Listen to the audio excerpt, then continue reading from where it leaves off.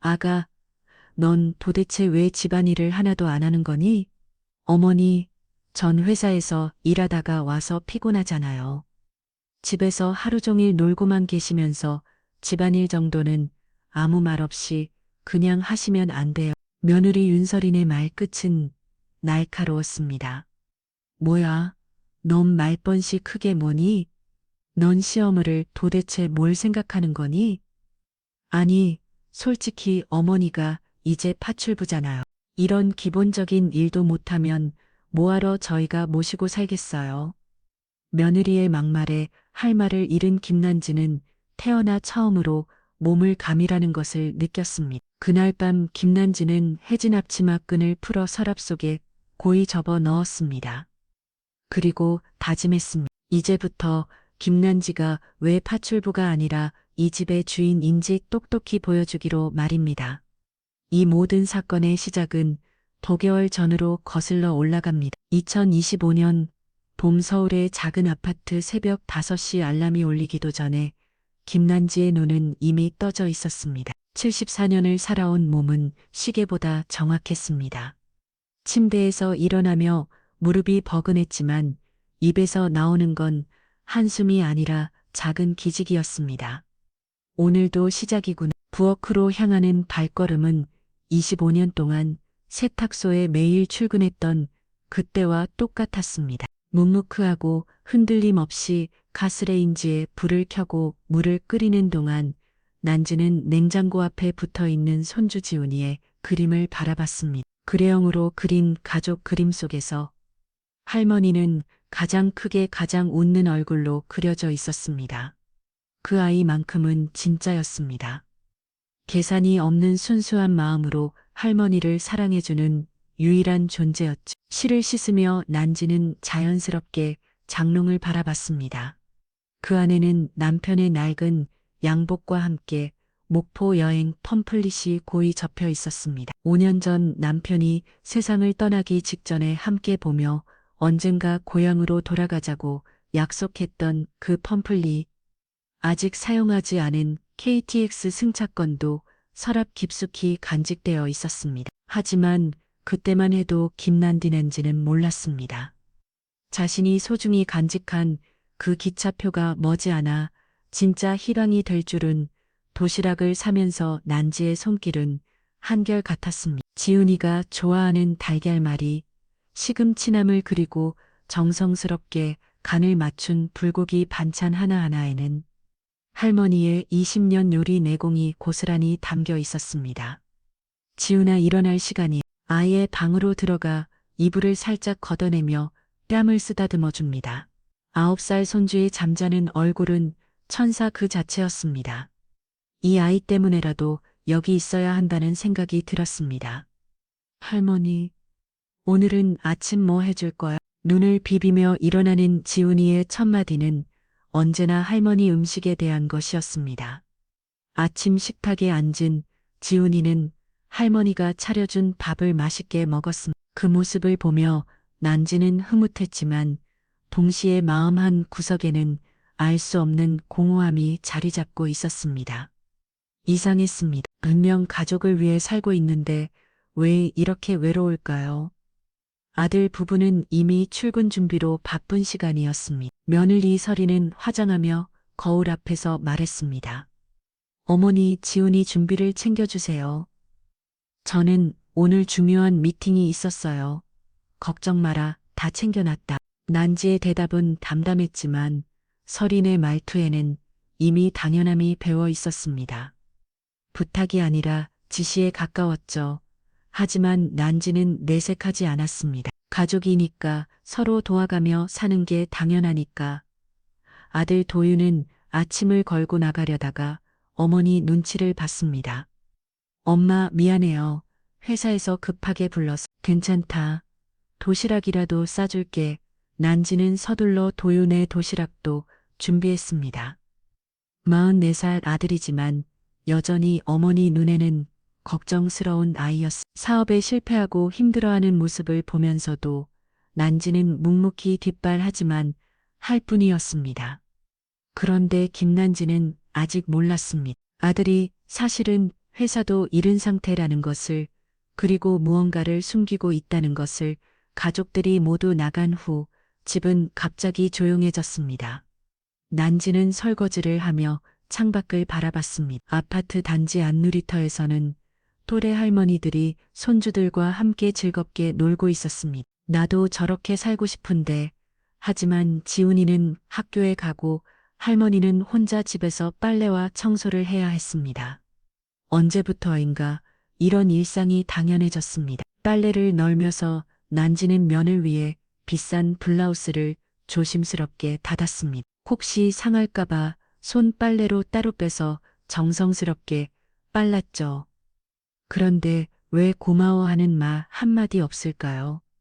점심시간이 되어 혼자 밥을 먹으며 난지는 텔레비전을 켰습니다. 드라마 속 시어머니는 며느 이에게 구박받다가 결국 집을 떠나는 내용이었습니다.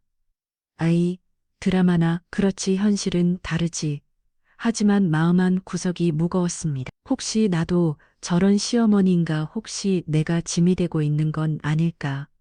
오후가 되어 장을 보러 나간 난지는 시장에서 예세세소 단골 할머니를 만났습니다. 어머, 난지 씨, 요즘 어떻게 지내세요? 그냥 그럭저럭이죠. 아들 집에서 손주 돌봐주고, 아이고 좋겠네요. 가족들이 얼마나 고마워하겠어요. 고마워하기는요. 난지는 순웃음을 지었습니다. 요즘 들어 고마워한다는 말은 점점 줄어들고 당연하다는 듯한 말투는 점점 늘어만 갔습니다. 저녁 준비를 하며 난지는 오늘도 온 가족이 좋아할 반찬들을 준비했습니다. 도연이가 좋아하는 돼지갈비찜, 서린이가 즐겨 먹는 나물무침, 그리고 지훈이를 위한 두부조림까지. 가족들이 돌이 모인 저녁 식탁 분위기는 평소와 다름없어 보였습니다. 하지만 공기 중에는 어딘지 모를 긴장감이 흘렀습니다. 며느리 서린의 표정이 평소보다 차가웠고 아들 도윤은 계속 휴대폰만 들여다보고 있었습니다. 그리고 마침내 그 순간이 왔습니다. 김난지가 아가 집안을 종같이 하자 고말을 꺼낸 순간부터 모든 것이 돌이킬 수 없는 방향으로 흘러가기 시작했습니다. 저녁길 일옥씨 온 가족이 모인 식탁. 김난지가 정성스럽게 차린 밥상 위에는 따뜻한 김이 모락모락 피어올랐습니다. 돼지 갈비찜의 달콤한 향이 집안 가득 퍼졌고 가지운 흰쌀밥은 윤기가 잘잘 흘렀습니다. 하지만 분위기는 어딘지 모르게 어색했습니다. 며느리 서리는 스마트폰을 테이블에 놓고 계속 확인하고 있었고 아들 도연은 숟가락질을 하면서도 멍한 표정이었습니다. 유독 지훈이만 할머니 갈비 맛있어 하며 밝게 웃고 있었죠. 난지는 가족들의 빈글을 쓸채워주며 마음속으로 생각했습니다. 뭔가 이상하다. 예전 같으면 도연이가 엄마 고생했을라며 한마디 시켰는데 요즘은 그런 말도 없었습니다. 서린이는 더더욱 그랬죠. 밥을 먹으면서도 일 얘기만 하거나 휴대폰만 들여다봤습니다. 아가 난지가 조심스럽게 입을 열었습니다. 며느리를 부르는 호칭도 이제는 어색했습니다. 언제부터인지 며느리야에서 아가로 바뀌어 있었는데 그조차도 서린의 표정이 굳어지는 걸 보면 마음에 들지 않는 모양이었습니다. 그날따라 유난히 허리와 무릎이 아픈 게 서 있기가 좀 힘들었습니다. 하필 저녁 준비도 많이 한 날이라 며느리가 설거지와 뒷정리를 좀 도와줬으면 했습니다. 평소 이런 부탁을 하하니 않지만 그래도 당연히 도와주겠지 라는 막연한 기대감에 말을 꺼냈습니다. 집안일 좀 같이 하자. 난지의 목소리는 떨렸습니다. 부탁하는 것도 이렇게 어려워진 지가 언제부터였을까요? 25년 동안 세탁소에서 손님들과 대화할 때는 이렇게 조심스럽지 않았는데 정작 가족 앞에서는 말 한마디가 이렇게 힘들었습니다. 서린이 젓가락을 내려놓는 소리가 유독 크게 들렸습니다. 그 소리만으로도 난지의 가슴이 철렁 내려앉았습니다. 어머니 서린의 목소리는 차가웠습니다. 존댓말을 쓰고 있지만 그 안에는 짜증이 가득 배어 있었죠. 전 온종일 일하다가 와서 피곤하잖아. 그 말을 들은 순간 난지는 가슴이 답답해졌습니다. 나는 일을 안 한다는 뜻인가? 새벽 5시부터 일어나서 도시락 심고 빨래하고 청소하고 장보고 저녁 준비하는 것은 일이 아니라는 건가요? 집에서 하루 종일 놀고만 계시면서 집안일 정도는 아무 말 없이 그냥 하시면 안 돼. 놀고만 있다고. 난지의 눈에서 순간 눈물이 맺혔습니다. 하지만 참았습니다. 손주 앞에서 할머니가 오는 모습을 보여줄 순 없었으니까요. 뭐야, 넌 말 버릇이 크게 뭐니? 난지의 목소리에 힘이 들어갔습니다. 74년을 살면서 이런 모욕을 받아본 적이 없었습니다. 식탁소에서 25년 동안 손님들을 대하면서도 동네 아줌마들과 지내면서도 이런 말은 들어본 적이 없었어요. 넌 시어미를 도대체 뭐로 생각하는 건? 이하지만 설인의 대답은 더욱 충격적이었습니다. 아니, 솔직히 어머니가 이제 파출부잖아요. 그 순간 난지의 세상이 멈춰버렸습니다. 파출부 자신의 귀를 의심했습니다. 분명히 잘못 들은 거겠죠.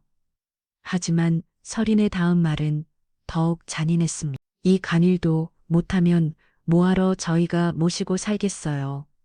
뭐야, 넌 말 다 했니? 아니요, 아직 안 했는데요. 회사에서 스트레스 받고 온 사람한테 꼭 집에서도 이렇게 스트레스를 주셔야겠어요. 난지는 할 말을 잃었습니다. 가슴 속에서 뭔가가 과당 소리를 내며 깨지는 것 같았습니다. 74년 인생에서 처음 느끼는 감정이었습니다. 이것이 바로 모물감이라는 건가요? 아들 도윤은 어떻게 반응할까요? 당연히 아내를 말릴 거고 어머니 편을 들어줄 거라고 생각했습니다. 하지만 도윤은 대답도 하지 않았습니다. 내 시마들에게 기대를 했지만 사업에 실패하고 며느리와 공동으로 모은 재산을 다 날리고 난 후부터는 이렇게 며느리와한테 꼼짝도 못했습니다. 한때는 당당했던 아들이 이제는 아내는 치만 보며 살고 있었죠. 어머니가 모욕당하는 순간에도 고개를 들지 못하는 모습을 보니 난지의 마음은 더욱 처량해졌습니다. 그렇지 아무래도 없었다는 듯이 아빠 9살 지훈이가 조심스럽게 아빠를 불렀습니다. 아이도 이상하게 이상하다는 걸 느꼈나 봅니다. 하지만 도윤은 대답도 하지 않았습니다. 내 시마들에게 기대를 했지만 사업에 실패하고 며느리와 공동으로 모은 재산을 다 날리고 난 후부터는 이렇게 며느리와한테 꼼짝도 못했습니다. 한때는 당당했던 아들이 이제는 아내는 치만 보며 살고 있었죠. 어머니가 모욕당하는 순간에도 고개를 들지 못하는 모습을 보니 난지의 마음은 더욱 처량해졌습니다. 난지는 천천히 일어났습니다. 다리에 힘이 들어가지 않았지만 억지로 일어섰습니다. 그리고 설거지를 시작했습니다. 손이 떨려서 그릇이 부딪히는 소리가 났지만 아무도 신경 쓰지 않았습니다. 설이는 지훈이에게 말했습니다. 지훈아, 숙제 검사 받자 마치 아무래도 일어나지 않았다는 듯이 방금 전 시어머니에게 한 말이 얼마나 상처가 되었는지는 전혀 신경 쓰지 않는다는 듯이 그날 밤 가족들이 모두 잠든 후에야 난지는 해진 앞치마를 벗었습니다. 25년 동안 세탁소에서 입었던 그 앞치마와 똑같은 것이었습니다. 남편이 우리 사장님 앞치마라며 농담했던 바로 그 앞치마. 앞치마 끈을 풀면서 난지는 남편 생각이 났습니다. 여보 힘들면 목포로 가라던 그 말이 귀가에 맴돌았습니다. 그때는 왜 그런 말을 했는지 이해하지 못했는데 이제야 알 것 같았습니다. 앞치마를 서랍 속에 고이 잡아나오며 난지는 다짐했습니다. 손이 부들부들 떨렸지만 마음만은 단단했습니다. 이제부터 김난지가 왜 파주부가 아니라 이 집의 주인인지 똑똑히 보여주기로 말입니다. 하지만 설인과 도윤은 아직 몰랐습니다. 자신들이 건드린 것이 단순한 시어머니가 아니라 목포에서 무일분으로 상경에 25년 동안 혼자서 세탁소를 일궈내고 지금 살고 있는 서울 한복판 아파트까지 마련한 강철 같은 여인이라는 것을요. 그리고 그 강철이 이제 막 달궈지기 시작했다는 것을 말입니다. 침대에 누워서도 난지는 잠이 오지 않았습니다.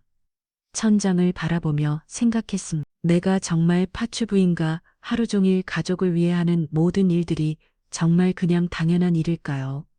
새벽 2시 난지는 조용히 일어나 장롱을 열었습니다. 그리고 남편의 유품 상자에서 하나의 서리를 꺼냈습니다. 집 등기부 등본이었습니다. 5년 전 남편이 죽고 나서 정리한 서류 중 하나였죠. 등기부를 보며 난지는 작은 미소를 지었습니다. 그렇습니다. 이 집의 진짜 주인은 바로 자신이었습니다. 그날 밤 잠이 오지 않아 뒤척이던 김난지는 문득 25년 전 일이 생각났습니다. 목포에서 가슴우사를 상경한 그때의 자신 말입니다. 기차에서 내렸을 때 손에 들고 있던 건 낡은 못다리 하나뿐이었습니다. 주머니에는 어머니가 죽여준 10,000원짜리 몇 장이 전부였죠. 서울역 광장에 서서 올려다본 높은 건물들이 아직도 생생합니다. 그때는 무서웠습니다. 하지만 포기하지 않았어요. 첫 직장은 남의 세탁소에서 일하는 것이었습니다. 새벽 6시부터 밤 10시까지 쉬는 날도 없이 일했습니다. 손은 늘 세제 때문에 거칠어졌고 허리는 늘 아팠지만 그래도 견뎠습니다. 왜냐하면 꿈이 있었거든요. 언젠가 내 세탁소를 갖겠다는 꿈, 그리고 22살에 운명적으로 만난 사람이 남편 김철수였습니다. 세탁소 단골 손님이었던 그는 언제나 정중했고 난지의 꿈을 응원해줬습니다. 난지야, 우리 둘이 힘합쳐서 진짜 세탁소 차리자. 결혼 후 부부는 정말 악착같이 돈을 모았습니다. 남편은 공장에서 일하고 난지는 세탁소에서 일하며 틈틈이 다른 집 청소도 나갔습니다. 하루 4시간씩 밖에 못 잊힌 때도 있었어요. 그렇게 5년을 모아 약간의 대출을 받고 드디어 작은 세탁소를 얻었습니다. 정성 세탁소라는 간판을 달던 날 남편과 함께 울었던 기억이 납니다. 여보, 우리 해냈네. 이제 시작이야. 정말 열심히 해보자. 그 작은 세탁소에서 25년 동안 얼마나 많은 일들이 있었던지 처음에는 손님이 하루에 2~3명 밖에 안 왔습니다. 그래도 포기하지 않고 정성을 다했어요. 옷 한 벌 한 벌을 내 옷처럼 소중히 다뤘습니다. 얼른 손으로 직접 빼고 단추 하나까지 꼼꼼히 확인했죠. 몇 년 후부터 입소문이 나기 시작했습니다. 정성 세탁소에 맡기면 새 옷처럼 된다는 소문이 동네에 퍼진 거예요. 그때부터 손님이 늘기 시작했고 바쁠 때는 밤 12시가 넘어서까지 일했습니다. 하지만 가장 힘들었던 건 아이가 없었던 시절이었습니다. 결혼 10년 동안 아이가 생기지 않아서 시댁에서 온갖 구박을 받았어요. 이때부터 난지는 나중에 내가 시어머니가 되면 며느리한테는 반드시 잘 해줘야지 라는 막연한 생각을 가지고 있었습니다. 남편마저 힘들어했지만 그래도 난지를 지켜줬습니다. 우리 둘만 있어도 충분해. 세탁소가 우리 자식이야. 그렇게 말해주는 남편 덕분에 버틸 수 있었습니다. 그리고 마침내 22살의 도윤이를 낳았을 때 기쁨이라는 기적 같은 일이었어요. 도윤이가 태어나고 나서도 세탁소 일을 멈출 수 없었습니다. 생기를 위해서였거든요. 아기를 세탁소 구석요람에 눕혀두고 일하던 기억이 납니다. 손님들이 사장님의 진짜 잘생겼네요. 라면 도윤이를 예뻐해주고 났어요. 도윤이가 자라면서 세탁소 사정도 더 나아졌습니다. 동네에서 가장 신뢰받는 세탁소가 되었고 직원도 2명이나 둘 수 있었어요.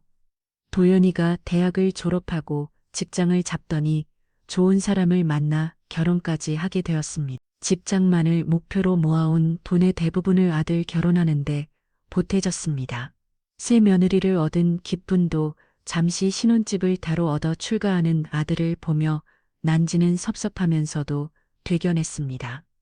그 무렵 남편이 말했습니다. 여보, 돈이 그래도 좀 남았으니 우리도 작은 집 한 채 사자. 그렇게 남은 돈으로 작은 연립주택을 샀습니다. 그렇게 마련한 작은 집이 1년 후 갑자기 미안 뉴타운으로 재개발이 되면서 지금 살고 있는 아파트를 당당하게 분양받을 수 있었어요.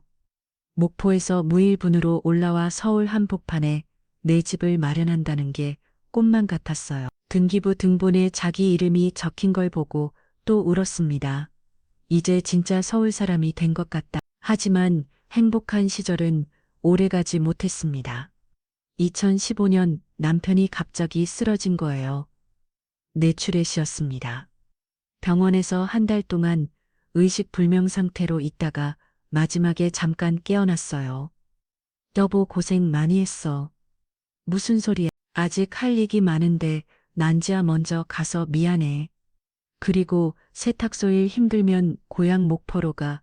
공기 좋은 곳에서 몸도 더욱도 편하게 살아. 그게 남편의 마지막 말이었습니다.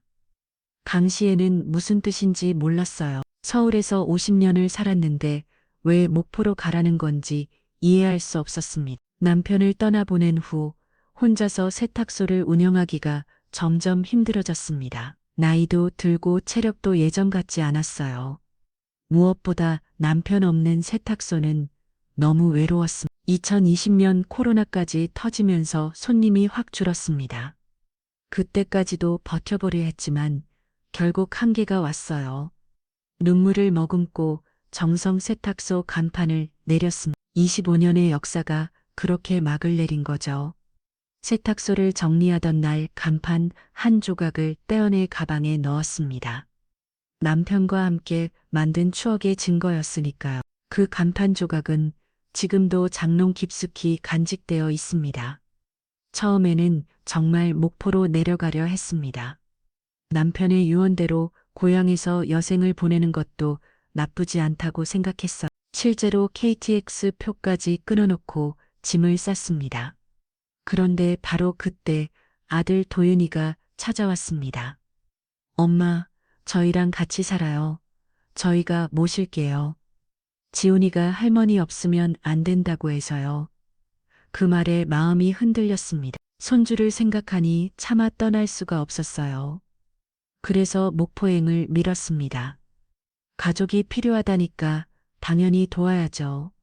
하지만 지금 생각해보니 그때 아들의 진심을 제대로 봤어야 했나 봅니다. 정말 할머니를 그리워해서 함께 살자고 한 건지 아니면 다른 이유가 있었는지 말이에요. 난지는 베개를 끌어안으며 생각했습니다.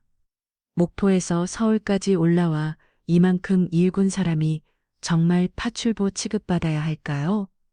25년 세탁소를 운영하며 온갖 어려움을 견디온 사람이 며느리한테 이런 모욕을 받아야 할까요? 장롱 속에 고이 간직된 목포, 팜플릿이 자꾸 머릿속을 맴돌았습니다. 남편의 마지막 말도 계속 떠올랐고요. 힘들면 목포로 가. 그곳이 내 자리야. 하지만 김난지는 아직 결심하지 못했습니다. 정말 목포로 가야 할 때가 온 건지 아니면 이 모든 걸 참고 견뎌야 할 건지 말입니다. 그 충격적인 저녁 식사 이후로 일주일이 지났습니다.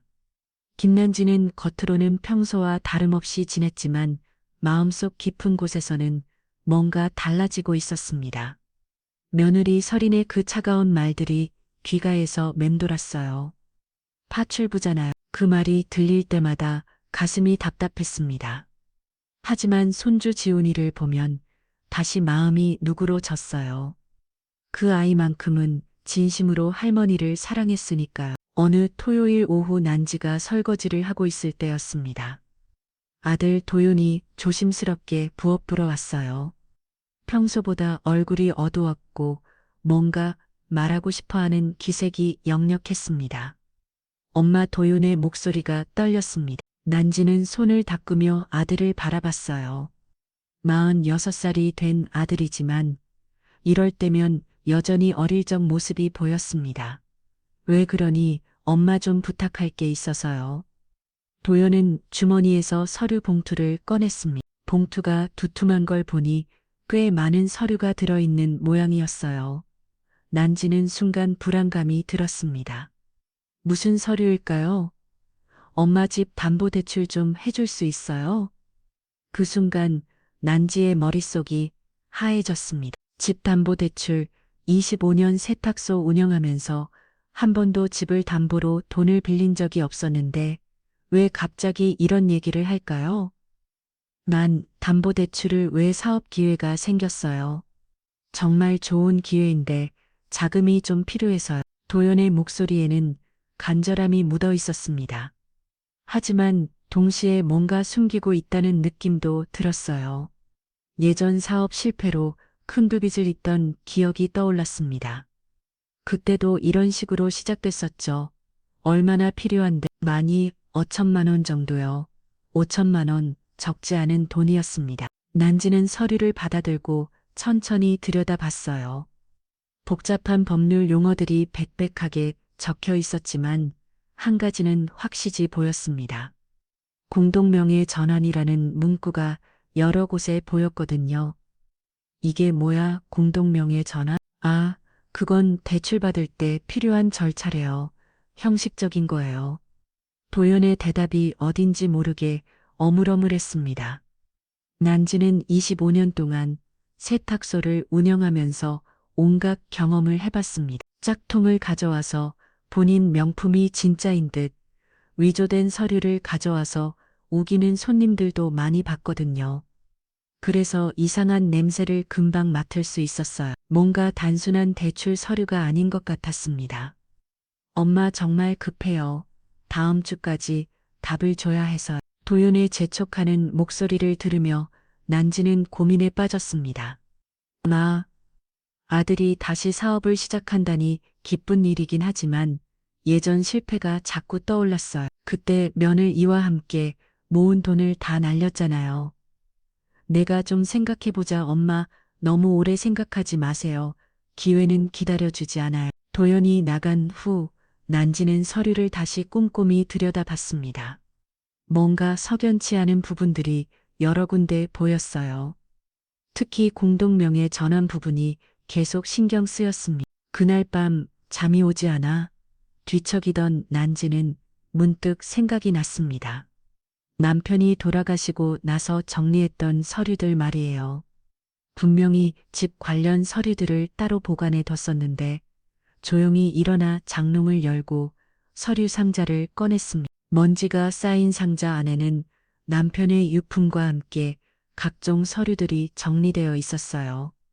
그 중에서 집등기 부등본을 찾아냈습니다. 등기 부등본을 보는 순간 난지의 눈이 커졌습니다. 소유자 명의가 남편과 공동 명의가 아니라 자신의 단독 명의로 되어 있었거든요. 남편이 돌아가시기 전에 미리 정리해 둔 것 같았어요. 아, 맞다. 그때 남편이 말했었지. 여보, 만약에 내가 먼저 가면 집은 당신 앞으로 다 정리해 둘게. 복잡한 상속 절차 밟지 말고 당신은 무슨 말인지 잘 몰랐는데 지게 생각해보니 남편이 얼마나 세심했는지 알 수 있었습니다. 집 전체가 자신의 단독 소유였다니? 그렇다면 아들이 가져온 서류의 공동명의 전환은 뭘까요? 단독명의 인집을 왜 굳이 공동명의로 바꿔야 할까요? 난지는 점점 의심스러워졌습니다. 다음날 아침 난지는 결심했습니다. 서류를 전문가에게 보여주기로 한 거예요. 세탁소 운영하면서 배운 게 있다면 모르는 건 전문가에게 물어보라는 것이었습니다. 점심시간에 몰래 집을 나선 난지는 동네 법률 구조공단을 찾아갔습니다. 여기는 난지의 정성 세탁소에 수년 동안 옷을 맡기던 친한 한장수 변호사가 있었습니다. 일적으로는 만난 적이 없지만 세탁소에서는 항상 웃으면서 안부를 묻고 냈습니다. 한장수는 서류를 꼼꼼히 살펴보는 후 심각한 표정을 지었어요.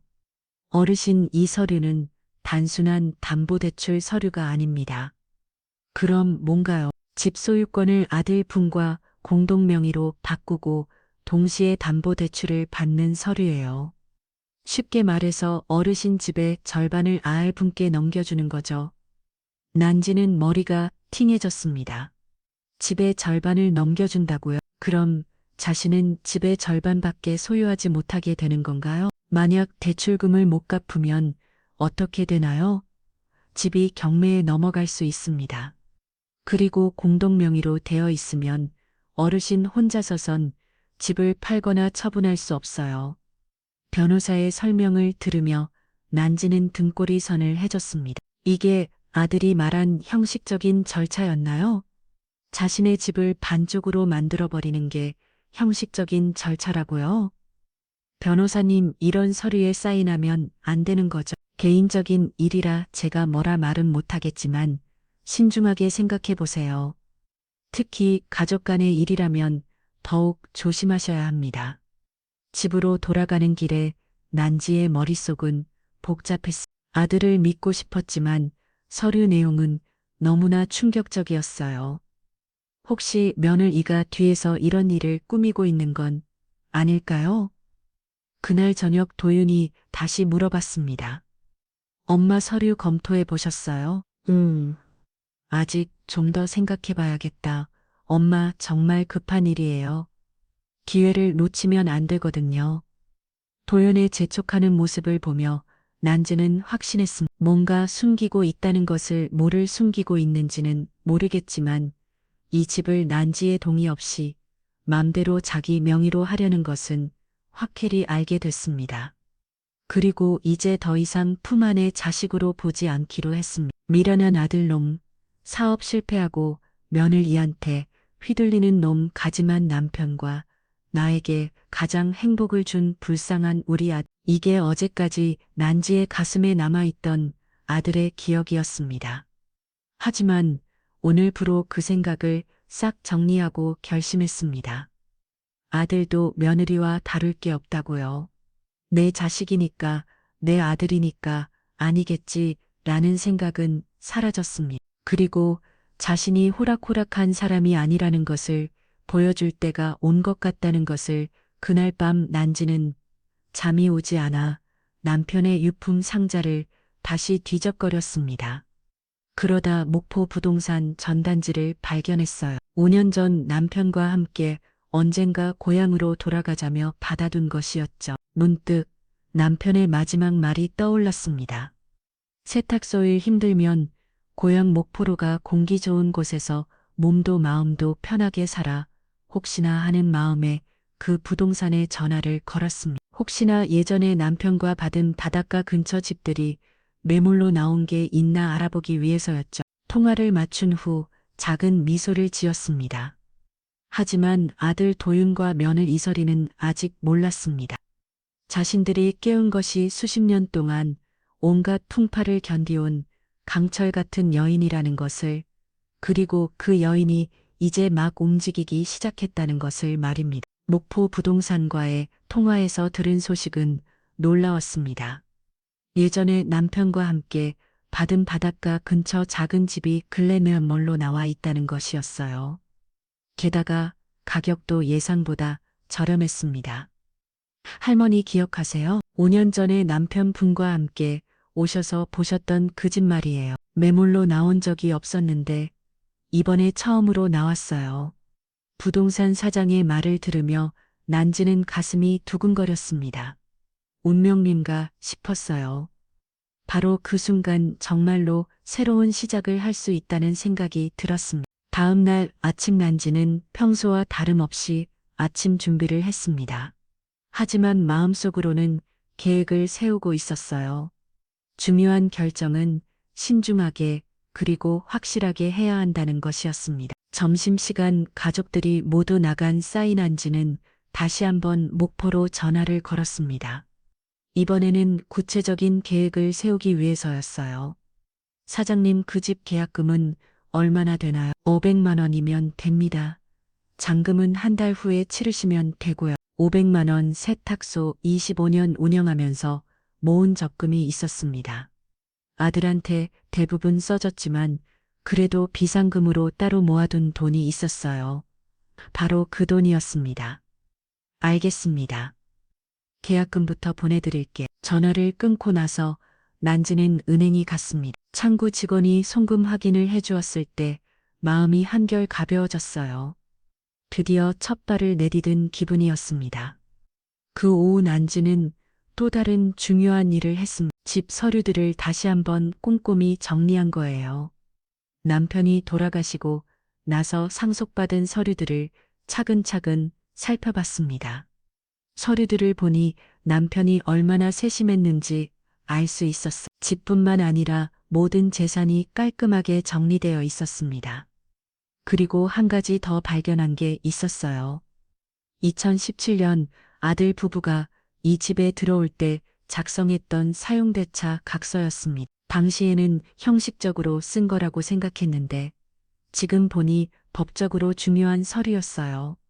사용대차 각서에는 분명히 적혀 있었습니다. 집주인 김난지가 아들 김도윤 가족에게 임시로 거주를 허락하듯 집주인이 요구할 시 언제든 이사를 나갈 것에 동의한다고 말이에요. 당시 며느리 설인이 어머니, 이런 건 왜 써요? 우리가 가족인데 라고 했던 기억이 납니다. 그때 난지는 그냥 형식적인 거야. 걱정 말아라고 답했었죠. 그런데 지금 생각해보니 한장수 변호사가 했던 말이 떠올랐습니다. 세탁소에 옷을 맡기러 올 때마다 농담처럼 하던 말이었어요. 사장님 사업하시니까 아시겠지만 가족이라도 서류는 정확히 해주세요. 나중에 문제 생기면 곤란해요. 지나가는 말로 아들이랑 같이 살게 됐다고 하니까 반드시 이 서류를 받아놓으세요. 라고 하면서 난지에게 건네던 서류가 이 사용대차 각서였습니다. 그때는 그냥 변호사다운 말이라고 생각했는데 지금은 정말 고마웠습니다. 덕분에 자신의 집에 대한 권리를 명확히 할 수 있었거든요. 그날 저녁 도윤이 또 서류 얘기를 꺼냈습니다. 엄마 그 서류 언제까지 생각해 보실 거예요? 정말 시간이 없어요. 글쎄다, 아직 잘 모르겠어. 난지의 대답에 도윤의 얼굴이 굳어졌습니다. 며느리 서른도 옆에서 인상을 찌푸렸어요. 어머니 아들이 사업 기회가 생겼다는데 왜 이렇게 미적거리세요? 설인의 말투에는 짜증이 섞여 있었습니다. 예전 같으면 난지가 주눅 들었을 텐데 이제는 달랐어요. 목포의 집도 계약했고 법적 서류도 정리했으니 단지 이 집을 정리하는 이만 남았습니다. 아가야 급한 일이면 다른 방법도 있자니 왜 꼭 집을 담보로 해야 하니? 다른 방법이 어디 있어요? 어머니 집이 제일 확실한 담보잖아. 설인의 대답을 들은 순간 난지는 모든 걸 확신했습니다. 이들이 정말로 자신의 집을 노리고 있다는 것을, 그리고 자신을 단순한 파출부로 생각하고 있다는 것을, 그래도 좀 더 생각해 봐야겠다. 정말 허윤이 목소리를 높였지만 난지는 흔들리지 않았습니다. 그동안 온갖 어려운 손님들을 상대해 본 경험이 있었거든요. 그날 밤 난지는 남편 사진 앞에 앉아 혼자 말을 했습니다. 여보, 당신 말이 맞았어. 정말 힘든 일이 생겼네. 그런데 걱정 마. 내가 잘 해결할 테니까. 남편 사진을 바라보며 난지는 다짐했습니다. 이제 정말로 자신의 인생을 되찾을 때가 왔다고. 다음 날 난지는 또 다른 중요한 전화를 걸었습니다. 목포 부동산의 잔금 일정을 확인하는 전화였어요. 사장님, 잔금은 언제까지 치르면 되나요? 한 달 후면 되는데 빨리 하셔도 상관없어요. 언제든 연락 주세요. 최대한 빨리 알아보고 연락드리겠습니다. 오래 걸리지 않을 거예요. 다음 주라니 생각보다 빨리 결정했습니다. 하지만 더 이상 미룰 이유가 없었어요. 며느리의 모욕적인 말들이 자꾸 떠올랐거든요. 파출부잖아. 그 말이 생각날 때마다 가슴이 아파지만 이제는 분노로 바뀌었습니다. 자신이 정말 파출부인지 아니면 이 집의 진짜 주인인지 보여줄 때가 온 거예요. 은행에서 필요한 절차들을 확인하며 난지는 차근차근 계산해 봤습니다. 목포 집장금, 이사비용, 그리고 당분간 생활비까지 계산해 보니 지금 가진 돈으로는 부족했어요. 결국 이 집을 정리해야 한 모든 계획이 가능했습니다. 난지는 최대한 은밀히 세탁소 가게에어 친하게 지냈던 부동산을 방문하기로 계획했습니다. 무엇보다 중요한 건 서울집의 소유권이 온전히 자신에게 있다는 사실이었습니다.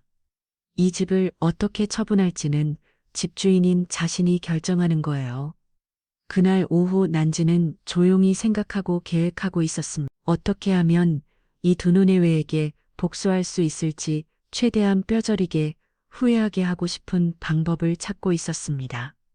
하지만 아들 도윤과 며느리 이사리는 아직 전혀 눈치채지 못했습니다. 자신들이 그동안 무시해온 그 파출부가 사실은 모든 걸 장악하고 있는 진짜 주인이라는 것을, 그리고 이미 방역 준비를 마쳤다는 것을 말입니다. 김난지가 조용히 계획을 세우고 있던 그 주 목요일 예상치 못한 일이 벌어졌습니다. 지훈이가 학교에서 가정정문을 들고 온 거예요. 할머니, 이거 봐. 우리 가족 자연체험 캠프 간대. 그것도 5박 6일씩이나 간대 9살 지훈이의 눈이 반짝였습니다. 가정통신문에는 온 가족과 함께하는 1박 2일 자연체험 캠프라고 적혀 있었어요. 학교에서 주최하는 행사였는데 가족들이 함께 참여하는 프로그램이었습니다. 김난지의 머리는 순간 번뜩였습니다. 바로 이때 군하라고 말이죠. 할머니도 같이 가자. 선생님이 가족이면 다 같이 와도 된다고 했어. 지훈이의 천진한 제안에 난지의 마음이 따뜻해졌습니다. 그 아이는 정말로 할머니를 가족으로 생각하고 있었어요. 하지만 동시에 불안감도 들었습니다.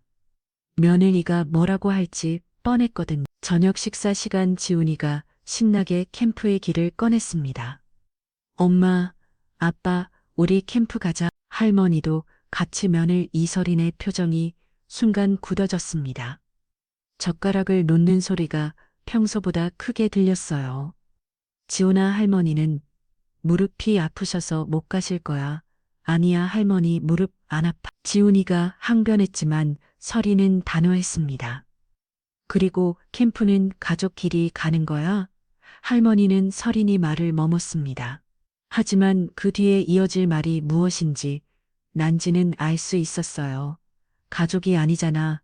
라는 말이 없겠죠. 난지는 그 말을 듣는 순간 이 집을 팔았을 때 그나마 조금이라도 가지고 있던 이 말의 죄책감이 완전히 사라졌습니다. 왜 할머니는 가족이 아니야? 지훈이의 순수한 질문에 식탁이 조용해졌습니다. 아들 도요는 또다시 휴대폰만 들여다보고 있었고 설이는 짜증스러운 표정을 지었어요. 지훈아, 할머니는 우리랑 좀 다른 거야. 뭐가 달라? 그냥 엄마 아빠 지훈이가 진짜 가족이고 할머니는 설인이 말을 흐렸지만 그 의미는 충분히 전달되었습니다. 난지는 가슴이 답답했지만 내색하지 않았어요. 손주 앞에서 할머니가 상처받는 모습을 보여줄 수는 없었으니까요. 괜찮다, 지훈아. 할머니는 무릎이 아파서 못 가겠어. 난지가 웃으며 말했지만 목소리가 살짝 떨렸습니다. 지훈이가 실망하는 표정을 보니 더욱 마음이 아팠어요. 그럼 할머니 혼자 집에 있어야 해. 응.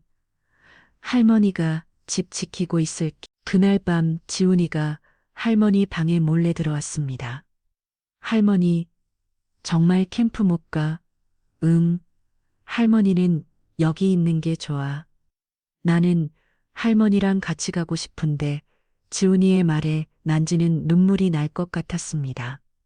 이 순수한 아이, 많은 진짜였어. 할머니를 진심으로 사랑하고 진심으로 가족으로 생각하고 있었습니다. 지훈아, 엄마 아빠랑 재미있게 다녀와. 할머니한테 사진 많이 찍어서 보여줘. 다음 날 아침 캠프 준비로 집안이 바빴습니다. 설이는 짐을 사면서 투덜댔어요. 어머니, 저희 없는 동안 집 잘 지켜주세요. 그리고 청소 좀 해주시고요. 평소가 트며 알겠다고 대답했을 텐데 이번에는 달랐습니다. 두만치는 그냥 고개만 끄덕였어요. 말로 대답하기가 싫었거든요. 어머니 대답 좀 하세요. 설인의 재촉에 난지가 입을 열었습니다. 네, 청소는 제가 알아서 하겠습니다. 난지가 말하고 속으로는 네, 이 집은 제가 알아서 정리하겠습니다. 아라고 되냈습니다. 뭔가 다른 느낌의 대답이었습니다. 평소의 순정적인 어조가 아니라 차분하고 단호한 어조였어요. 서리는 순간 이상함을 느꼈지만 캠프 준비에 바빠서 넘어갔습니다. 아, 그리고 어머니 저희가 없는 동안 집에 아무도 들이지 마세요. 요즘 세상이 어떤데 마치 난지를 믿을 수 없다는 듯한 말투였습니다. 집주인인 자신에게 집에 사람들이 지 말라니 참으로 아이러니한 상황이었어요. 캠프로 출발하는 당일이 다가왔습니다. 출발 직전 지훈이가 할머니에게 달려와 안겼습니다.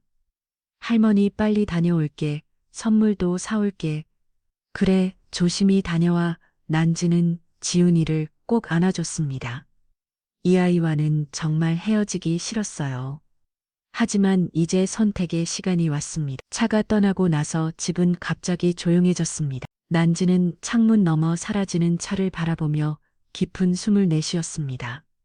이제 시작이다. 집안을 둘러보니 새로운 눈으로 보였습니다. 거실에 비싼 소파, 서린 취향의 인테리어, 벽에 걸린 가족 사진, 모든 게 이제는 남의 것처럼 느껴졌어요. 난지는 바로 세탁소에 엎친했던 우리 공인중개사로 방문했습니다. 그곳 김 사장과는 25년간 이웃으로 지내며 서로 안부를 물어왔던 사이였어요. 어머니 왜 이리세요? 김 사장님 집 좀 팔려고 하는데요. 김 사장의 눈이 커졌습니다. 난지가 이런 말을 할 줄은 전혀 예상하지 못했거든요. 어머니 갑자기 왜요? 아들분이랑 잘 지내고 계시는 줄 알았는데 사정이 생겼어요. 최대한 빨리 처리하고 싶은데 가능할까요? 김 사장은 잠시 고민하더니 고개를 끄덕였습니다. 어머니 집이면 미라 뉴타운이라 금방 나갈 거예요. 하지만 금멜로 하시면 그래도 11억은 받으실 수 있을 거예요. 괜찮습니다. 언제쯤 계약 가능할까요? 내일 아침에 매물이고 빠르면 내일 오후부터 보러 오는 사람들 있을 거예요. 어머니 집은 조건이 좋아서 가격만 좋으면 4월 안에는 계약 들어갈 것 같은데요. 난지는 마음이 놓였습니다. 가족들이 5박 6일 캠프를 간다면 충분한 시간이었어요. 그럼 바로 진행해 주세요. 계약서를 작성하며 김 사장이 조심스럽게 물었습니다. 어머니 아들분은 아시나요? 제 집이니까 제가 알아서 하는 거죠. 난지의 단호한 대답에 김 사장은 더 이상 묻지 않았습니다. 중개사에서 나온 후 난지는 목포 부동산에 전화를 걸었습니다. 사장님, 저 김난지입니다. 잔금 언제 보내드리면 될까요? 아, 할머니 언제든 괜찮습니다. 그럼 이번 주까지 보내드리겠습니다. 모든 계획이 털리박기처럼 맞아떨어지고 있었습니다. 저녁이 되어 지훈이에게서 문자가 왔습니다.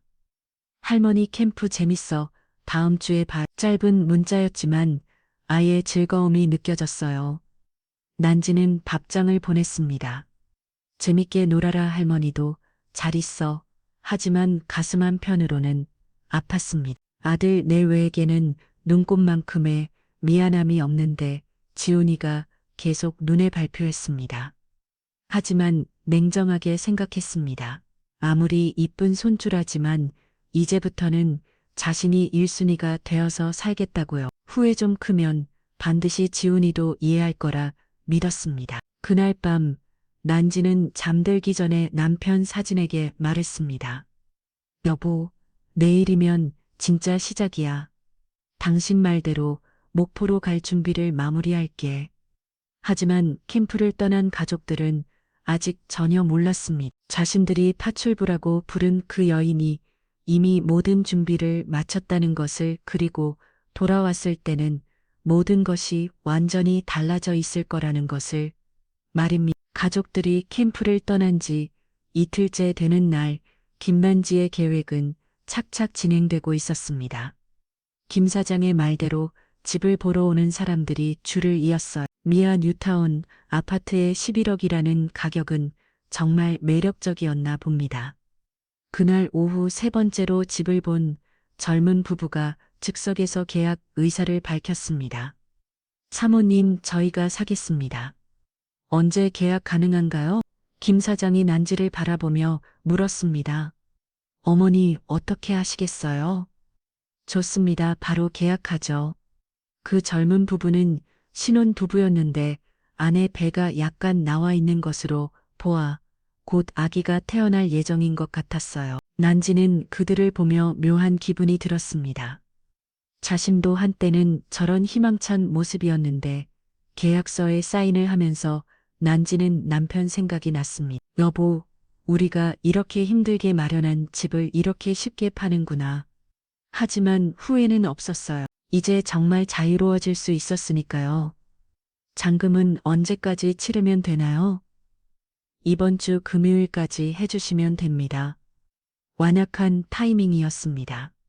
가족들이 캠프에서 돌아오기 바로 전날이었어요. 계약을 마치고 집으로 돌아온 난지는 본격적으로 집을 정리하기 시작했습니다. 25년간 모은 추억들을 하나씩 상자에 담으면서 마음이 복잡했어요. 세탁소 간판 조각, 남편과의 결혼 사진, 도윤이 어릴 때 그림들, 그리고 지훈이가 그려준 할머니 그림까지 정말 소중한 것들만 골라서 챙겼습니다. 서린의 비싼 화장품들과 명품 가방들을 보니 씁쓸한 웃음이 나왔어요. 이런 걸로 나를 무시했구나. 하지만 이제는 상관없었습니다. 곧 이 모든 것들과 작별할 테니까요. 집을 정리하다가 발견한 것이 하나 있었습니다. 2017년에 작성한 사용대차 각서였어요. 한장수 변호사가 꼭 받아두라고 했던 그 서류 말입니다. 각서를 다시 읽어보니 새삼 고마웠습니다. 집주인 김난지가 아들 김도윤 가족에게 임시로 거주를 허락하듯 집주인이 요구할 시 언제든 이사를 나갈 것에 동의한다. 법적으로 완벽한 서류였어요. 금요일 오후 아파트 잔금을 받자마자 난지는 목포 부동산에 잔금을 선금했습니다. 이제 목포에도 자신만의 작은 집이 생겼어요. 바다가 보이는 조용한 집에서 여생을 보낼 생각을 하니 마음이 평화로웠습니다. 그날 저녁 지훈이에게서 또 문자가 왔습니다. 할머니 캠프 정말 재밌어요. 할머니 선물 많이 샀어요. 난지는 밥장을 보냈습니다. 고마워 지훈아. 할머니도 준비할 게 있어. 정말 준비할 게 있었어요. 지훈이를 위한 편지 말입니다. 그날 밤 난지는 지훈이에게 쓸 편지를 정성스럽게 적기 시작했습니다. 우리 사랑하는 지훈아, 할머니가 갑자기 멀리 가게 되었구나.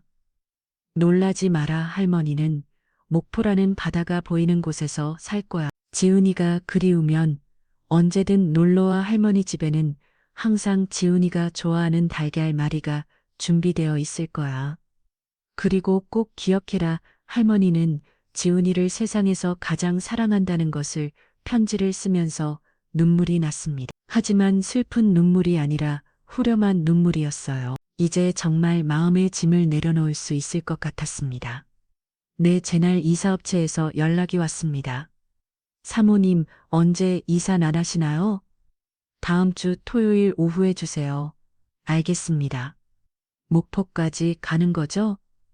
네, 목포입니다. 이 사업체 직원도 조금 의아해했습니다. 이렇게 좋은 아파트를 두고 왜 목포로 가시는지 이해할 수 없었나 봐요.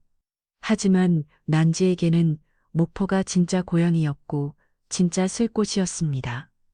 다섯째 날 드디어 잔금일이 왔습니다. 은행에서 11억을 받는 순간 난지는 정말 자유로워진 기분이었어요. 목포에서 무일품으로 시작해서 서울에서 11억을 손에 쥐게 되다니 인생이 참 신기했습니다. 돈을 받고 나서 난지는 이웃집 8번이를 찾아갔습니다. 같은 층에 사는 60대 후반의 따뜻한 분이었어요. 이모님, 부탁이 하나 있어요. 뭔데요? 난지는 지훈이에게 쓴 편지 봉투를 건넸습니다. 제가 급하게 어디 좀 가야 했어요. 지훈이가 집에 와서 할머니를 찾으면 이 편지 좀 전해주세요. 어디 가시는데요? 언제 돌아오실 거예요? 네, 좀 오래 갈 것 같아요. 그냥 편지만 전해주시면 됩니다. 이웃 할머니는 고개를 끄덕였습니다.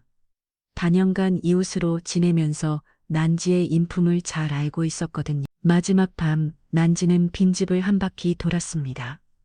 거실 부엌 자신 있었던 작은 방, 그리고 지훈이 방까지 각 방마다 추억이 있었음은 이제는 정말 떠날 때가 왔어요. 지훈이 방에서 가장 오래 머물렀습니다. 아이가 그려준 그림들 함께 읽었던 동화책들, 할머니가 만들어준 인형들까지 모든 게 그리울 것 같았지만 동시에 이제는 자신만의 시간을 가질 수 있다는 생각에 마음이 가벼웠어요. 새벽 5시 평소처럼 일어난 난지는 마지막으로 아침을 준비했습니다. 하지만 이번에는 자신만을 위한 아침이었어요. 간단한 토스트와 따뜻한 커피 한 잔. 25년 만에 처음으로 눈치 보지 않고 맛있는 아침 커피였습니다. 오전 9시 이사업체 트럭이 도착했습니다. 짐은 많지 않았어요. 정말 소중한 것들만 챙겼거든요. 사모님, 정말 이것뿐인가요? 네, 이것만 가져가면 됩니다. 50년의 서울 생활이 트럭 한 대 분량으로 정리되었습니다. 하지만 아쉽지 않았어요. 이제 정말 새로운 시작이었으니까. 오후 2시 난지는 마지막으로 집 열쇠를 새 주인에게 넘겨줬습니다. 그 젊은 신혼부부는 정말 기뻐했어요. 사모님, 정말 감사합니다. 좋은 집에서 행복하게 살겠습니다. 그렇게 해주세요. 이 집에서 좋은 추억 많이 만드시기. 하지만 아직 캠프에 있는 도윤과 설인, 그리고 지훈이는 전혀 몰랐습니다. 자신들이 돌아갈 집이 이미 다른 사람 손에 넘어갔다는 것을. 그리고 그들이 파출부라고 부른 그 여인이 진짜 집의 주인이었다는 것을. 일을 5시 3시 5방 6일의 즐거운 캠프를 마치고 돌아온 가족들의 얼굴에는 만족감이 가득했습니다. 특히 지훈이는 할머니를 위해 준비한 선물 때문에 들뜬 상태였어요. 할머니 선물 많이 사왔어요. 지훈이가 현관문을 열며 큰 소리로 외쳤습니다. 하지만 응답이 없었어요. 평소 같으면 난지가 벌써 나와서 어머, 우리 지훈이 왔구나 하며 반겨주었을 텐데 말입니다. 어머니, 저희 왔어요. 설인도 큰 소리로 불렀지만 여전히 조용했습니다. 집안이 너무 고요해서 뭔가 이상했어요. 거실로 들어서는 순간 가족들은 모두 얼어붙었습니다. 거실에는 낯선 젊은 부부가 이사짐을 풀고 있었거든요. 신혼부부로 보이는 그들은 배가 부른 임신부와 남편이었습니다. 여기가 어떻게 된 거죠? 도연이 당황해서 물었습니다. 자신의 집인 줄 알고 들어왔는데 완전히 다른 사람들이 살고 있었으니 얼마나 놀랐겠어요. 죄송한데 여기 저희 집인데요. 젊은 남편이 정중하게 대답했습니다. 아니에요. 여기는 저희가 어제 매입한 집입니다. 계약서도 있어요. 그는 계약서를 꺼내 보여줬습니다. 거기에는 분명히 매도인 김남지, 매수인 박성민이라고 적혀 있었어요. 이게 무슨 설인이 계약서를 빼앗아 보며 소리쳤습니다. 김남지가 누구예요? 이 집 주인은 우리 남편인데. 아니에요. 등기부 등본 확인해 보세요. 김남지 할머니, 단독 명의로 되어 있어요. 젊은 부부는 차분했습니다. 모든 서류를 제대로 확인하고 정당하게 매입한 집이었으니까요. 그때 지훈이가 할머니 방으로 뛰어갔습니다. 할머니, 할머니, 한원 방은 텅 비어 있었어요. 평소 할머니가 쓰던 이불도 옷장도 심지어 할머니 냄새 마저 없었습니다. 할머니가 없어요. 할머니 어디 갔어요? 지훈이가 울먹이며 돌아왔습니다. 아이도 뭔가 심상치 않다는 걸 느꼈나 봐요. 바로 그때 옆집 할머니가 인기척을 듣고 나왔습니다. 어머 지훈아, 할머니가 너한테 줄 게 있다고 했는데 이후 할머니는 봉투 하나를 지훈이에게 건넸습니다. 봉투 겉면에는 지훈이에게 라고 정성스럽게 적혀 있었어요. 할머니가 언제 이걸 도윤이 떨리는 손으로 봉투를 받았습니다. 안에는 지훈이 앞으로 쓴 편지가 들어 있었어요. 지훈이는 아직 글을 다 읽지 못해서 도윤이가 대신 읽어주기 직했습니다. 우리 사랑하는 지훈아 할머니가 갑자기 멀리 가게 되었구나. 편지를 읽어가면서 도연의 목소리가 점점 떨렸습니다. 편지에는 할머니의 진심이 가득 담겨 있었거든요. 할머니는 목포라는 바다가 보이는 곳에서 살 거야. 지훈이가 그리우면 언제든 놀러와 할머니 집에는 항상 지훈이가 좋아하는 달걀 말이가 준비되어 있을 거야. 편지를 끝까지 읽고 나서 도윤은 주저앉았습니다. 이제야 상황을 이해하기 시작한 거예요. 어머니가 집을 팔았다고 서리는 아직도 현실을 받아들이지 못하고 있었습니다. 이런 일이 어떻게 가능해요? 우리 허락도 없이 젊은 남편이 조심스럽게 말했습니다. 저희가 알기로는 이 집이 김난지 할머니 단독명이었는데요. 사용대차 각서라는 것도 있었고요. 사용대차 각서 서린이 되물었습니다. 그러자 젊은 남편이 서류를 하나 더 꺼냈어요. 2017년에 작성된 각서인데 집주인이 요구하면 언제든 이사를 나난다고 되어 있어요. 도윤 씨 사인도 있고요. 도윤은 그제야 기억이 났습니다. 이 집에 들어올 때 어머니가 형식적인 거니까 그냥 사인이라고 했던 그 서류 말이에요. 설마 그게 이런 의미였다니. 엄마 할머니는 정말 어디 간 거야? 지훈이가 울면서 물었습니다. 아이에게는 할머니가 세상에서 가장 소중한 사람이었거든요. 이후 할머니가 대답했습니다. 목포로 가셨어요. 바다가 보이는 집으로 이사 사셨다고 하시더라고요. 그 순간 서린이 폭발했습니다. 이게 말이 돼요? 우리가 캠프 간 사이에 몰래 집을 팔고 도망가다니. 서린은 당장 휴대폰을 꺼내 어머니에게 전화를 걸었습니다. 하지만 연결은 계속 울릴 뿐이었어요. 받아 빨리 받으라고 도윤도 자신의 휴대폰으로 어머니에게 전화를 걸었지만 마찬가지였습니다. 한 번, 두 번, 세 번 계속 전화를 걸었지만 받지 않았어요. 10번째 전화에서 드디어 전화가 연결되었습니다. 어머니, 이게 도대체 뭐 하는 짓이에요? 서린이 목소리를 높이 소리쳤습니다. 집을 팔다니 우리 허락도 받지 않고 어떻게 이럴 수 있어요? 전화 너머 김난지의 목소리는 놀랍도록 차분했습니다. 제 집이니까 제가 차분한 거예요. 이제부터 모르는 사람이니 존댓말로 하해요. 어머니가 어떻게 그럴 수 있어요? 우린 가족이잖아요. 가족이요? 난지의 목소리에 차가운 웃음이 섞였습니다. 며느리 이 말로는 제가 파출부라고 했는데 파출부가 언제 가족이 됐나요? 그건 그때 제가 화가 나서 시어머니를 파출부라고 해도 되는 건가요? 그리고 도윤나, 너는 어머니가 모욕당할 때 왜 아무 말도 안 했습니까? 전화 너머로 도윤네 한숨 소리가 들렸습니다. 엄마 미안해요. 정말 미안해요.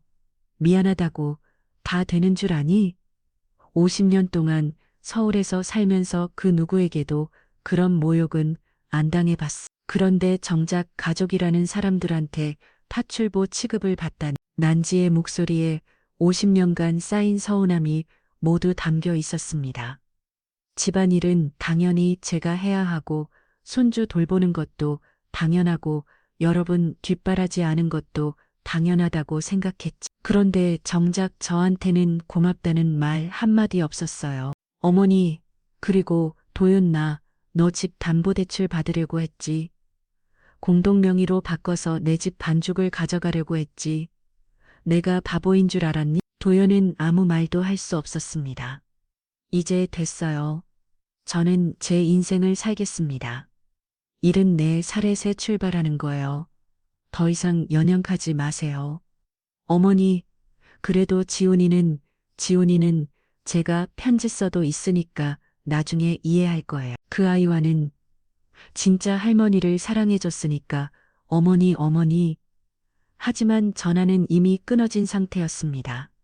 하지만 젊은 부부는 당황했습니다. 자신들은 정당하게 집을 산 것뿐인데 왜 이런 일에 휘말렸는지 모르겠다는 표정이었어요. 저희는 모든 절차를 합법적으로 밟았어요. 혹시 문제가 있으시면 법적으로 해결하시든지. 도요는 아무 말도 할 수 없었습니다. 사용대차 각서에 자신이 직접 사인했고 집이 어머니 명의인 것도 사실이었거든요. 법적으로는 어머니가 완전히 정당한 일을 한 거였어요. 지금 당장 나가라는 거예요? 서린이 다시 소리쳤지만 젊은 부부는 단호했습니다. 네, 죄송하지만 여기는 이제 저희 집이에요. 계속 소란 피우시면 경찰 부르겠습니다. 그때 지훈이가 할머니 편지를 다시 읽기 시작했습니다. 아직 어린 아이지만 글자를 하나씩 따라 읽었어요. 할머니는 지훈이를 세상에서 가장 사랑한다. 지훈이의 맑은 목소리로 읽어지는 편지를 들으면서 도요는 눈물이 났습니다.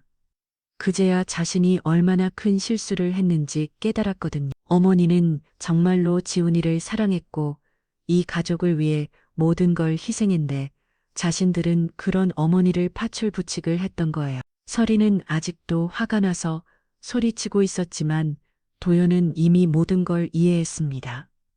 이건 어머니의 복수였어요. 그리고 완벽한 복수였습니다. 우리 어떻게 하지? 도연이 중얼거렸습니다. 갈 곳이 없었어요. 집도 없고 돈도 없고 이제 정말 아무것도 남지 않았습니다. 지훈이만 계속 편지를 읽으며 울고 있었습니다. 할머니 보고 싶어요. 하지만 이 모든 상황을 지켜보고 있는 사람이 또 있었습니다. 바로 김난지 그 자신이었어요. 그녀는 아직 목포로 떠나지 않았고 이 모든 목 광경을 조용히 지켜보고 있었습니다. 진짜 마지막 카드가 아직 남아 있었던 것입니다. 전화가 끊어진 후 거실은 죽음과 같은 정적에 빠졌습니다. 도연은 주저앉아 머리를 감지고 있었고 서준은 아직도 현실을 받아들이지 못한 채 계속 어머니에게 전화를 걸어댔어요. 하지만 이제는 아예 연결조차 되지 않았습니다. 지훈이만 할머니의 편지를 꼭 안고 흐느끼고 있었어요. 처음 9살 아이에게는 너무나 갑작스러운 이별이었죠. 할머니 왜 안 말해줬어? 할머니, 지훈이의 울음소리가 거실에 메아리 쳤습니다. 그 소리를 들으니 젊은 부부도 마음이 아팠어요. 자신들은 합법적으로 집을 산 것이지만 이런 가족의 비극을 목격하게 될 줄은 몰랐거든요. 저희가 어디라도 갈 곳이 있으신가요? 젊은 아내가 조심스럽게 물었습니다. 임신 중인 그녀도 같은 여성으로서 가족이 뿔뿔이 흩어지는 모습을 보기가 안타까웠어요. 하지만 도연은 고개를 저었습니다. 사업 실패로 모든 걸 잃었고 친구들도 연락이 끊어진 상태였어요. 정말 갈 곳이 없었습니다. 일단 모텔이라도 가야겠네요. 도연이 힘없이 말했습니다. 하지만 주머니에는 캠프비로 쓰고 남은 돈이 고작 10만 원 정도밖에 없었어요. 서린이 다시 폭발했습니다. 이게 말이 돼요? 우리가 길거리에 나앉으라는 거예요? 하지만 젊은 남편은 단호했습니다. 죄송하지만 여기는 이제 저희 집입니다. 더 늦기 전에 나가주세요. 그때 지훈이가 갑자기 일어나서 할머니 방으로 뛰어갔습니다. 혹시라도 할머니가 숨어 있을까 봐서였어요. 하지만 방은 완전히 비어 있었습니다. 할머니, 지훈이가 빈 방에서 소리쳤지만 메아리만 돌아올 뿐이었어요. 그러다가 문득 창문 쪽을 바라봤습니다. 건너편 아파트 옥상에 익숙한 실루엣이 보였거든요. 할머니다. 지훈이가 소리치며 창문에 달라붙었습니다. 정말로 김난지가 건너편 아파트 옥상에서 이 모든 광경을 지지보고 있었어요. 마지막이 될 수도 있다고 생각하니 도저히 손주의 얼굴을 안 보고 떠날 수가 없었습니다. 꼭 한 번은 눈에 담아두고 떠나고 싶었던 거였어요. 할머니, 할머니, 지훈이의 목소리를 듣고 가족들이 모두 창문으로 달려왔습니다. 건너편 옥상에 김난지와 눈이 마주쳤어요. 난지는 잠시 망설이더니 천천히 손을 들어 흔들었습니다. 지훈이에게 작별 인사를 하는 것 같았어요. 어머니 도연이 창문을 열고 소리쳤습니다. 어머니 미안해요. 정말 미안해요. 하지만 난지는 더 이상 그들을 바라보지 않았습니다.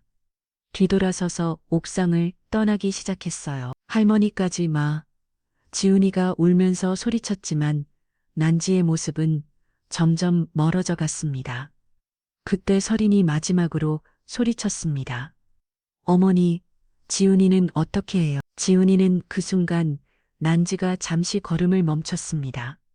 하지만 곧 다시 걸음을 옮겼어요. 지훈이에 대한 사랑은 변하지 않았지만 이제는 정말 헤어져야 할 때라는 걸 알았거든요. 도윤과 서리는 바로 나와 건너편 옥박으로 뛰어갔지만 난지는 온데간데 없이 찾을 수 없었습니다. 30분 후 가족들은 마지막에 집을 나섰습니다. 가방 하나씩 들고 나오는 모습이 초라했어요.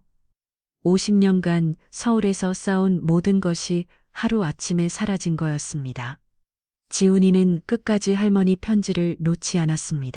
그 편지가 할머니와의 마지막 연결고리였거든요. 근처 작은 모텔에 도착한 가족들. 하루 5만 원짜리 방 하나에 셋이 들어가야 했어요. 며칠 전만 해도 11억짜리 아파트에서 살던 사람들이었는데 말입니다. 모텔 방에 앉아서 도연은 뒤늦게 모든 걸 정리해 봤습니다. 어머니가 얼마나 치밀하게 계획을 세웠는지 이제야 이해가 됐어요. 집 담보 대출 서류를 거부했던 것, 평소보다 더 조용해졌던 것, 그리고 캠프를 떠나는 날 청소는 제가 알아서 하겠습니다. 라고 했던 그 말까지 모든 게 복수의 신호였던 거예요. 우리가 정말 어머니한테 너무 했구나. 도연이 중얼거렸습니다. 이제야 깨달았지만 이미 너무 늦었어요. 서리는 아직도 화가 나 있었습니다. 그래도 이렇게까지 할 필요가 있었나요? 우리가 길거리에 나와 함께 만들다니. 하지만 도연은 아내를 돌아봤습니다. 당신이 어머니한테 파출부라고 했잖아. 그게 얼마나 상처가 됐는지 알아. 그건 제가 화가 나서 이게 다 당신 때문이잖아. 애초에 당신이 사업 실패만 안 했어도 이 집에 들어올 일도 없었어. 화가 나면 시어머니한테 뭘 해도 되는 거야. 처음으로 도연이 아내에게 화를 냈어. 이제야 어머니의 마음을 이해하게 된 거예요. 그날 밤 지훈이는 할머니 편지를 다시 읽었습니다. 이번에는 아빠가 도와주지 않아도 스스로 읽을 수 있었어요. 할머니 정말 보고 싶어요. 지훈이의 작은 목소리가 좁은 모텔 방에 울려 퍼졌습니다.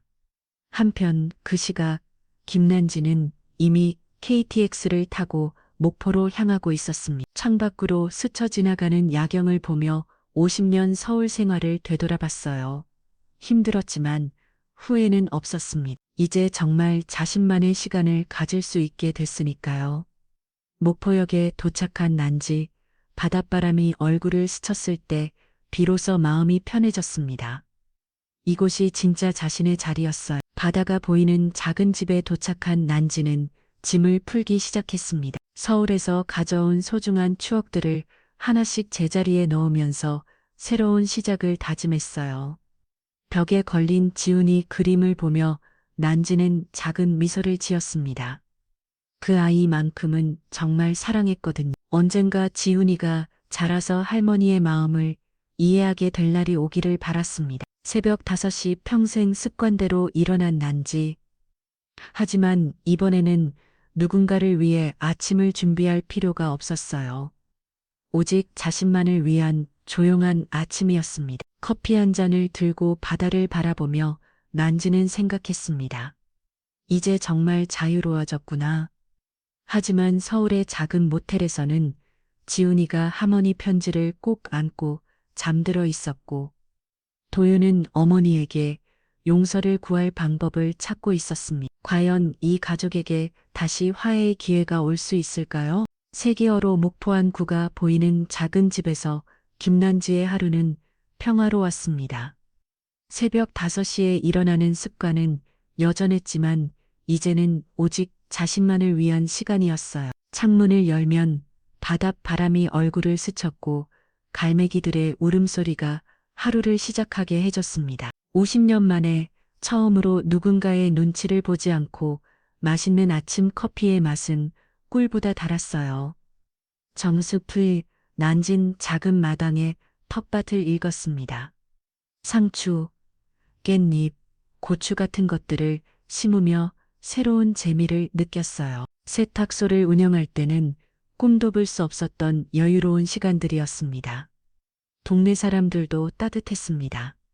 시장에서 만나는 아주머니들은 서울에서 오신 할머니라며 반갑게 맞아줬어요. 그들은 난지의 과거를 묻지 않았고 그저 현재의 모습으로 받아들여졌습니다. 할머니, 오늘 생선 좋은 거 들어왔어요. 고마워요. 하나만 주세요. 시장에서 혼자 사는 사람을 위한 작은 분량들을 사면서 난지는 자신의 삶이 얼마나 단순해졌는지 느꼈어요. 복잡했던 서울에서의 인간관계와 비교하니 정말 평화로웠습니다. 오후에는 주로 바닷가를 산책했습니다. 파도가 밀려왔다. 밀려가는 모습을 보며 인생을 돌아봤어요. 파도처럼 밀려왔던 어려움들도 결국 지나갔고 이제는 고요한 시간이 찾아온 거죠. 한편 서울에서는 도윤 가족은 여전히 어려운 시간을 보내고 있었습니다. 작은 원룸에서 셋이 함께 살며 하루하루를 버텨가고 있었어요. 도윤은 택배 일을 시작했고 서른도 마트에서 파트타임으로 일하고 있었습니다. 하지만 무엇보다 힘든 건 지훈이었어요. 아이는 할머니를 그리워하며 자주 울었습니다. 아빠 할머니한테 전화해봐요. 지훈아, 할머니는 지금 바쁘실 거야. 도연은 아이에게 차마 진실을 말할 수 없었어. 어머니가 더 이상 연락하고 싶어 하지 않는다는 것을 서른도 많이 변했습니다. 예전처럼 화를 내거나 투덜대지 않았어요. 현실의 무게가 그녀를 겸손하게 만들었죠. 가끔 시어머니 생각이라면 저작감에 시달렸습니다. 당신 어머니 안부라도 물어볼까요? 그래도 될까? 어머니가 받으실. 부부는 매일 이런 대화를 나눴지만 쉽게 용기를 내지 못했어요. 어느 일일 오후 난지는 집 앞 의자에 앉아 바다를 바라보고 있었습니다. 그때 우편 배달부가 편지 하나를 가져왔어요. 할머니 편지 왔어요. 편지 봉투를 보는 순간 난지의 가슴이 두근거렸습니다. 서울에서 온 편지였고 보내는 사람은 김지훈이라고 적혀 있었거든. 편지를 열어보니 지훈이의 서툰 글씨로 적힌 내용이 있었습니다. 할머니에게, 할머니 정말 보고 싶어요. 아빠가 할머니한테 전화하면 안 된다고 해서 편지를 써요. 할머니가 만들어준 달걀말이가 너무 그리워요. 할머니는 바다에서 행복해요. 저는 할머니가 행복했으면 좋겠어요. 그러면 꼭 할머니 보러 갈게요. 사랑해. 편지를 읽으며 난지의 눈에서 눈물이 났습니다. 하지만 슬픈 눈물이 아니라 따뜻한 눈물이었어요. 그 아이만큼은 정말 할머니를 기억하고 있구나 싶었습니다. 난지는 곧바로 답장을 쓰기 시작했습니다. 우리 지훈아, 편지 고마워. 할머니는 목포에서 바다를 보며 행복하게 살고 있어. 지훈이도 건강하게 잘 자라렴. 할머니가 항상 지훈이를 사랑한다는 거 잊지 마. 그면 정말로 놀러와, 할머니가 맛있는 거 많이 해줄게. 편지를 붙이고 나서 난지는 마음이 한결 가벼워졌습니다. 지훈이와의 연결고리가 끊어지지 않았다는 것만으로도 충분했어요. 6개월 후 난지의 목포 생활은 완전히 자리를 잡았습니다. 텃밭에서 기른 채소들로 소박한 식사를 하고 이웃들과 정담을 나누며 평화로운 일상을 보냈어요. 어느 날 동된 아주머니가 제안했습니다. 난지 씨, 우리 경로당에서 봉사활동 같이 해요. 혼자 사실은 할머니들 반찬 만들어 드리는 건데요. 그러고 싶네요. 난지는 기거에 동참했습니다. 자신도 혼자 살지만 더 어려운 분들을 도우며 보람을 느꼈어요.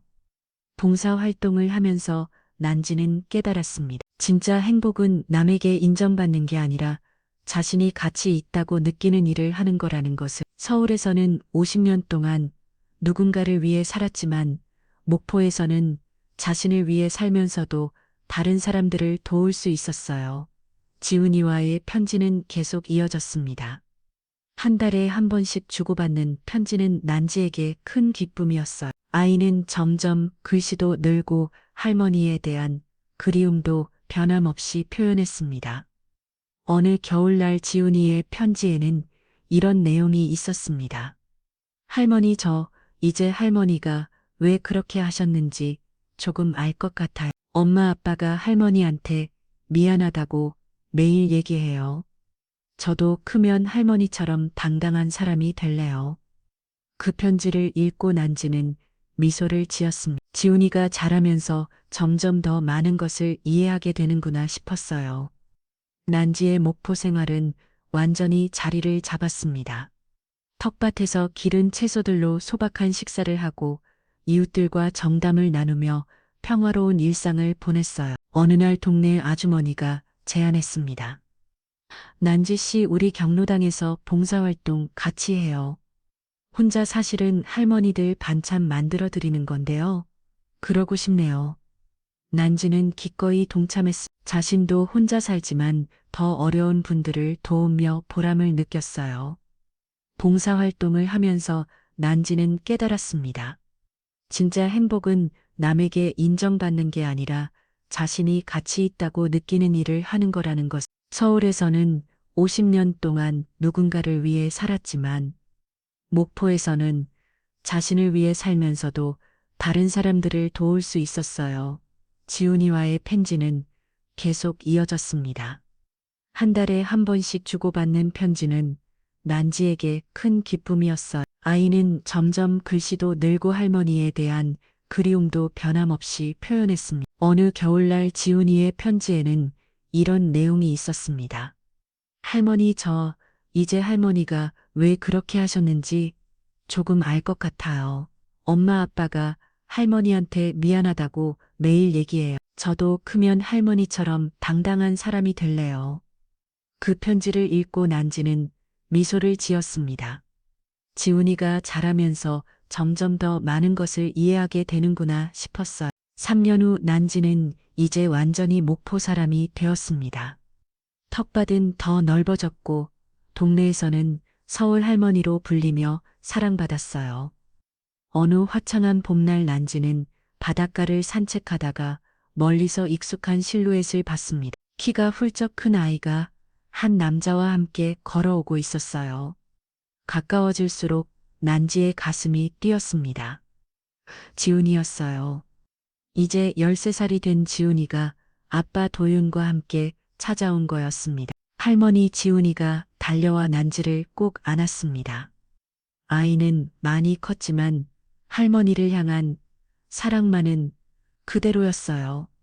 지훈아, 어떻게 할머니 보고 싶었어요. 도연도 조심스럽게 다가왔습니다. 그의 얼굴에는 3년 동안의 후회와 미안함이 가득했어요. 엄마 미안해요. 정말 미안해요. 난지는 아들을 바라봤습니다. 예전보다 훨씬 초라해진 모습이었지만 눈빛만은 진실해 보였어요. 이제 됐다. 과거 일은 묻지 말자. 엄마 지훈이만 잘 키워라. 그거면 됐다. 난지의 마음은 이미 모든 것을 용서하고 있었습니다. 시간이 흐르면서 분노는 사라지고 가족에 대한 그리움만 남아 있었거든요. 그날 세 사람은 바닷가에서 오랜 시간을 보냈습니다. 지진이는 할머니 손을 꼭 잡고 그동안의 이야기를 들려줬어요. 할머니, 이제 할머니가 왜 그렇게 하셨는지 알아요. 할머니는 정말 대단한 사람이에요. 지훈이의 말을 들으며 난지는 뿌듯했습니다. 그 아이가 자라면서 진짜 어른이 되어가고 있구나 싶었어요. 저녁이 되어 도연과 지훈이는 서울로 돌아가야 했습니다. 하지만 이제는 연락이 끊어지지 않을 것 같았어요. 할머니 자주 올게요. 그래, 언제든 와라 할머니가 맛있는 거 많이 해줄게. 기차가 떠나는 것을 바라보며 난지는 생각했습니다. 인생의 마지막 장이 이렇게 아름다울 줄 몰랐다고. 그로부터 몇 년 후 김난지는 목포에서 평화로운 노년을 보내고 있습니다. 지훈이는 방학 때마다 할머니를 찾아오고 도윤도 가끔 안부를 묻습니다. 난지는 마지막까지 자신의 삶을 주도했습니다. 74세의 새로운 시작을 감행한 용기 모든 걸 내려놓고 진짜 자유를 찾은 지에 어느 날 지훈이가 물었습니다. 할머니 후회하네요? 후회 전혀 할머니는 이제야 진짜 할머니가 된 기분이야. 바다를 바라보며 난지는 미소 지었습니다. 자신의 이름으로 사는 삶이 이렇게 아름다울 줄 몰랐어요. 김난지의 이야기는 이렇게 끝이 났습니다. 하지만 진짜 끝은 새로운 시작이었어요. 여러분, 김난지 할머니의 이야기는 어떠셨나요? 나이가 들어도 아무리 어려운 상황이어도 언제든 새로운 시작은 가능합니다. 자신의 존엄을 지키고 자신의 이름으로 살아가는 것이 얼마나 소중한지 김난지 할머니가 보여주셨죠. 가족이라는 이름으로 당연히 되는 희생이 아니라 서로 존중하고 배려하는 진짜 가족의 의미도 생각해 보게 됩니다. 오늘 이 이야기가 재미있으셨다면 구독과 좋아요 꾹 눌러주세요. 댓글로도 어디서 듣고 계신지 지역과 의견도 남겨주시면 사연보름달이 응원해 드리겠습니다. 그럼 항상 건강하시고 행복하세요.